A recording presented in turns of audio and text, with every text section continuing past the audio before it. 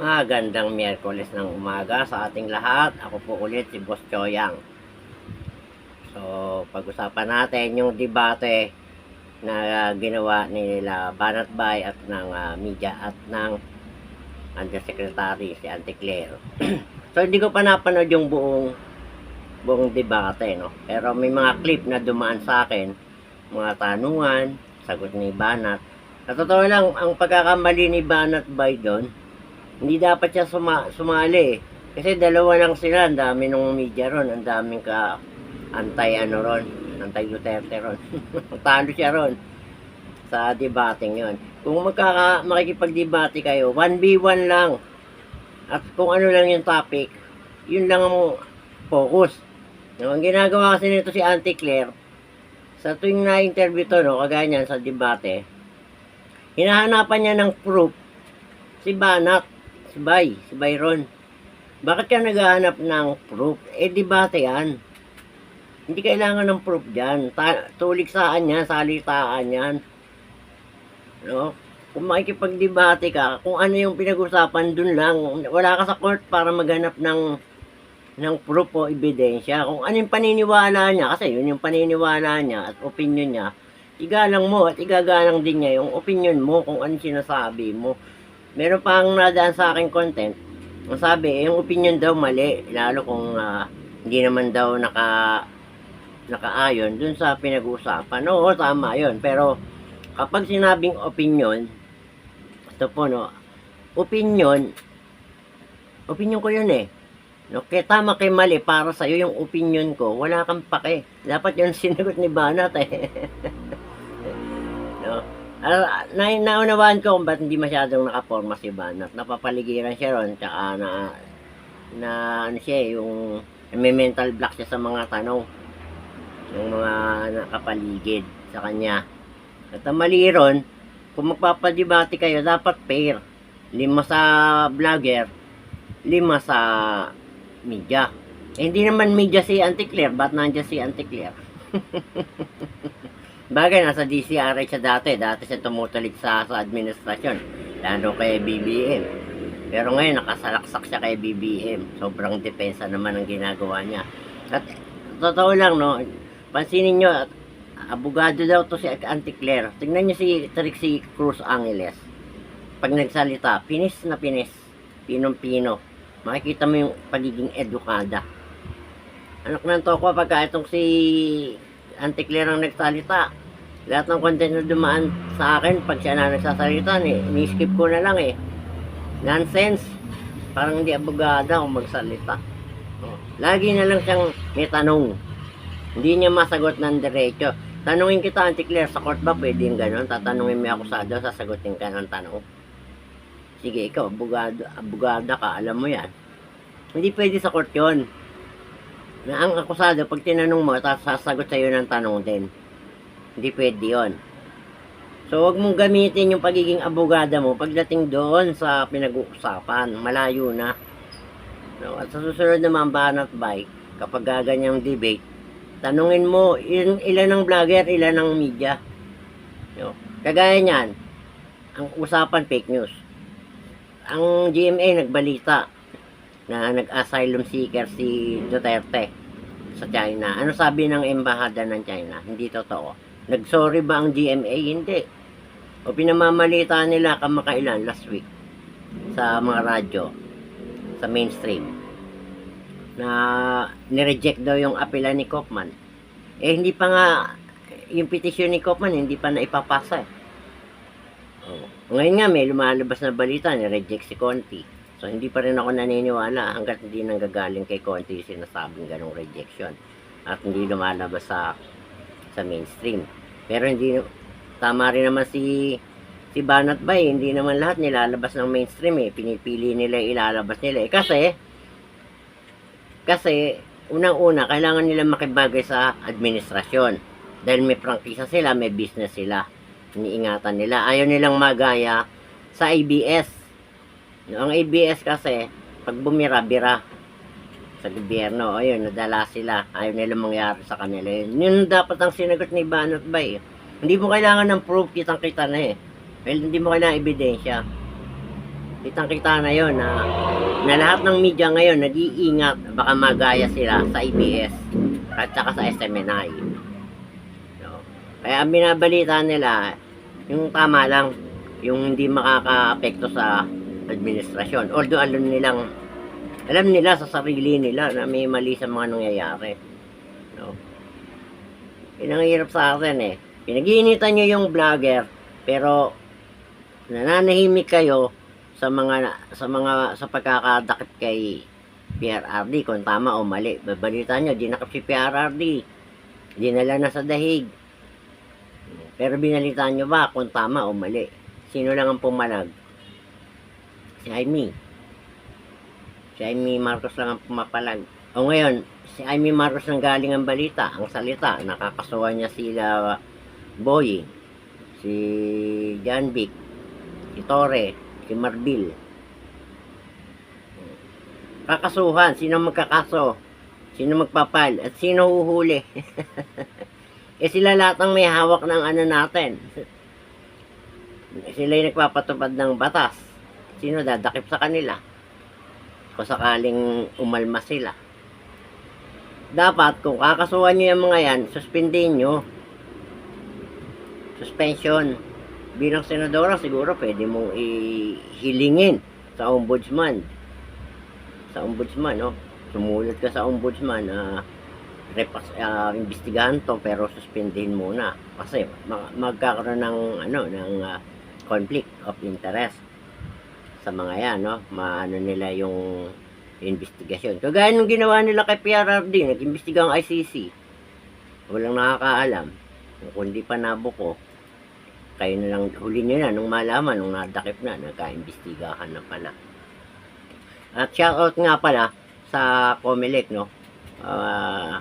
Sa Batangas, no? Dagsa ang pera. No? At kaalyado ng administrasyon ng mga namamahagi ron. So, hindi natin kung totoo nga, hindi natin alam, pero siyempre, taga ron din yung nagsabi. Dapat yan, bantayan. Nakakapamigay sila. Meron pang araw sa gabi na mimigay. Hindi ko problema kung maghanap ng ebidensya. Kayo maghanap. Trabaho nyo yan. Hindi ko trabaho maghanap ng ebidensya. Basta't may nagsabi lang sa akin, taga Batangas din. Gabi raw nagbibigayan ng pera. Hindi ko problema kung kailangan nyo ng ebidensya. Kayo maghanap ng ebidensya dahil trabaho nyo. Basta ako, nagsalita lang dito. At wala akong dito news. Hindi ako nagbabalita. Batay po natin, lalo yung mga naulinigan natin, kumalat dyan sa social media na natumanggap ng 150 million. Sila ho ang bantayan nyo, wag yung ini-endorso. Yung ini-endorso, walang pera yon. Walang ipamimigay yon. Maliban na lang doon sa isa. Mayaman yun eh. Sa Maynila, yung in-endorse ng dalawa, ngayon may show cause order na. Bakit gano'n? In-endorse ni Sara. Pinano agad na show cause. Ngayon, sa radyo, nabalitaan ko, mayroong isang kandidato rin yata, dinali. At meron pa isang press, dinali rin sa bahay, nanonood ng TV. Ayun. Utas. Tapos sabi ni Claire, wala naman anya ako nakikita paglalabas ako ng may nag-uundayan ng saksak dyan. Saksakan na sa mga naugali, dami dyan. Kailangan ba ikaw makakita mismo? Anong klase itong tao dito? Sinasabi na nga nung ibang tao. Alam mo, ang trabaho nyo, madam, ay magbigay ng pahayag. Hindi pumula, hindi kumontra. Magbigay kayo ng pahayag na galing mismo sa palasyo. Kung ano yung masasabi nila, hindi yung opinion mong hinihingi namin. Yung sinasabi ng Pangulo tungkol sa mga pangyayari. Dahil boses ng taong bayan yung nagtatanong. At ang taong bayan, ang gobyerno, hindi kayo. No? Walang gobyerno kung walang taong bayan. Walang mamamayan, walang gobyerno. Walang magpapasahod sa inyo. Huwag niyo sabihin, itong mahihirap na to, hindi naman nagbabayad ng tax. Lahat ng binibili natin, may tax. Kasama ang maliliit. Lalo yung maliliit, ang lakas kumusumo niyan. Ang mga consumer po, 4% ang tax. Pag minalas-malas ka, may VAT. Idagdag mo pa tong si Recto na nag-bill niyang, nagpanukala niyang e-VAT, expanded VAT. Siya yata nagpanukala rin ng VAT eh. Ngayon may expanded VAT pa. Ngayon nagbabalak pang gawing 10% ang capital gain tax. Grabe naman ang pahirap maginawa niya sa mamamayan. Wala bang ibang paraan magnegosyo ang gobyerno, gumawa ng business? No, microfinance para kumita ang gobyerno. Hindi yung puro na lang sa maliliit ang kuha ng pera.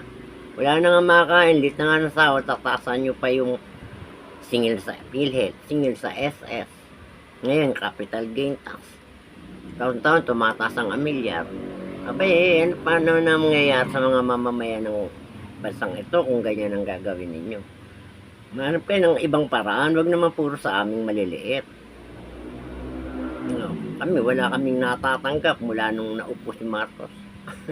Samantalang nung panahon ni PRRD, dahil nga may pandemya, tuloy-tuloy ang tulong. Ngayon, walang pandemya pero may budget ang ayuda. Isipin nyo na lang, wala namang pandemya, bakit kailangan nyo mamigay ng ayuda? Tapos, lahat ng sisi, yung magsasalita itong palasyo, sinisisi lagi yung administrasyon. Pag bumuka bibig nito, Duterte maririnig mo. Hindi na ba kami makakarinig sa'yo ng maayos-ayos na kwento? Pati yung pagbagsak nung survey ni BBM, isinisisi sa mga fake news. Kahit may fake news, kung maganda ang performance, ay mabibigyan ng magandang performance rating. No, ganun din sa trabaho. Alam ba, may tumitismis sa'yo, huwag mo pansinin. Magtrabaho ka lang. Ang makakapansin sa'yo, yung mismo may-ari. Tingin ko, itong spokesperson, bubuka bibig. Kontra sa Duterte, kung hindi sisisihin ng Duterte, sisisihin si Sara, sisisihin ng mga vlogger. No? Baguhin natin. Baguhin yung style, kagaya niyan, yung bigas. Pasalamat tayo, may 20 bigas. No? Kaya lang yung timing nga naman, bakit ngayong mag-e-eleksyon? Sasabihin nyo, kayo naman, bigyan kahit hindi, masama sa inyo ganun din naman kayo Kita mo sabi nung isang sa debate. Opinion nyo mali. Mali ang opinion. Opinion nga yun Kaya tama kayo mali, wala kang pake. Dapat banat ba yun ang sinagot mo sa nagtanong sa'yo Pag mali ang opinion, take news na para sa kanya Hindi, opinion yun Freedom natin yun, magbigay ng opinion Kaya tama kayo mali ang opinion ko, wala kang pake. Yun ang sagot doon. At ito na, dapat sinagot mo kay Auntie Claire nung hinahanapan ka ng proof. Nasa debate po tayo, wala tayo sa korte, hindi mo kailangan ng proof dito. Nagdi-debate tayo rito. At huwag mo depensa ng mali. Pagka ganun ang tanong sa iyo, proof, hindi. Hindi mo kailangan ng proof. Nag-uusap tayo rito, nagdi-debate tayo, hindi tayo nag-aasuntuhan. Maghanap ka ng proof kapag nag-aasuntuhan na tayo. Hindi po ba? Yun lamang po. Maraming salamat. Inaabangan ko. Sana may mag-comment dyan ng link ng debate. Gusto ko mapanood yung buong debate. Gusto ko mapakinggan. So, mga clip lang yung dumaan sa akin. Maraming po salamat. At kung hindi pa kayo naka-follow, follow lang po kayo sa aking TikTok, YouTube, at Facebook. Boss Choyang po. Pakishare na rin ng video. Maraming po salamat. God bless us all.